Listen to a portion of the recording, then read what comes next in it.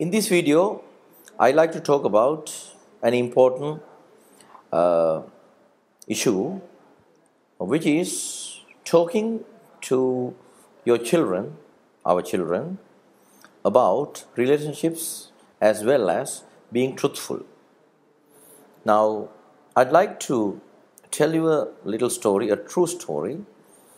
Now, I live in Sri Lanka, and my little daughter, who now happens to be 15 years of age, lives in England with my wife, the mother. Now, when I met her, I really wanted to take some time to talk to her about the issue of being truthful.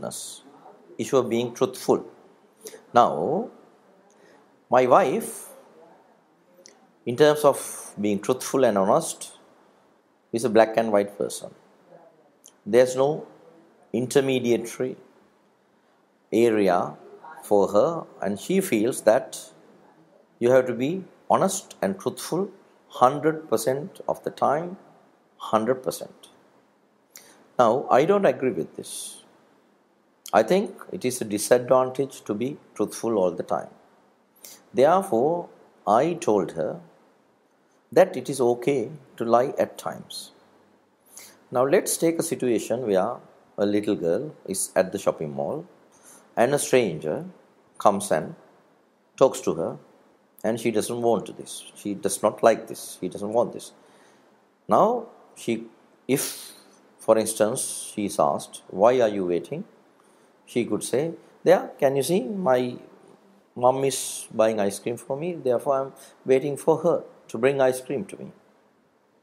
Right? Though it is not the truth, she can say things like that. And that, in my opinion, is permissible. Now, supposing if you're busy, supposing you're actually not busy and you are relaxing, and somebody comes and taps on the door.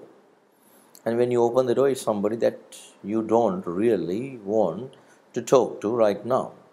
Say, it might be somebody who is propagating a religion or a door-to-door salesman.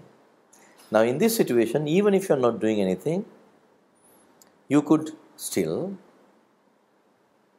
tell this person, "I'm sorry, I'm busy. Can you come another day?" Because you have two options there. One is to take this person in and to spend your time talking to him, or just relax as you have been doing, because relaxation is also something we need. So it's fine to spend time to relax and to feel that relaxation is also being busy. So you have not told this person the truth, but it's okay to lie at situations like this. Now, the other point is about relationships. What I told her was that when you enter into a relationship before getting married or before producing children, please take time. In my opinion, in my experience, the crucial time is 2 years, because people, both men and women, they tend to act. So maybe for 1 year they act, for 1.5 years they act. But when it comes to 2 years, they tend to behave the normal way that they behave. In other words, the normal person comes out if you associate somebody for 2 years. The normal personality tends to come out. So, now, when the normal personality comes out, you could decide, is this person compatible? Now, if you make children, if you get married, of course, parting can be difficult.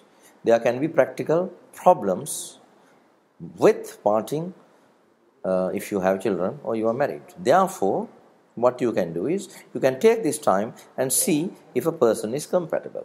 Now, this piece of advice alone is not enough. We have to tell something about how to know if somebody is compatible. In my opinion, now there are no elaborate tests to do that, but there are two things that you can consider. One is that if the other person thinks in the same wavelength as you do. For example, if you are late after work to come home, and you come home and tell your spouse, oh, I'm sorry, I'm late because I had a tire puncture. Then, if the other person also tells you that, oh, yes, I thought that it might have been an unavoidable situation when you got late. Now, you're both in the same wavelength. Now, of course, when people get married, you don't come from the same atmosphere, same environment. Therefore, the way people think can differ. Now, in that situation, the other party should have the respect to be able to say, oh, yes, I was worried when you got late, as to what was happening, but I understand, obviously, you had a tire puncture, so how could you? So there, what shows is that you are having the respect for the other person to see their point of view and understand it.